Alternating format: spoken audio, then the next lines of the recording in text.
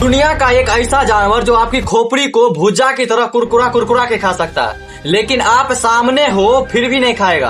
देखो, इस जानवर का नाम है हिप्पोपोटामस, मतलब दरियाई घोड़ा। ये दिखने में शांत होता है, लेकिन इसका जबड़ा दुनिया के सबसे ताकतवर जबड़ों में से एक होता है। इसका बाइट फोर्स 1800 PSI होता है, जो शेर और बाघ से भी ज्यादा है। इसका मुंह जो है ना 150 डिग्री तक खुल सकता है, लेकिन अफसोस की बात है कि ये शाकाहारी होता है।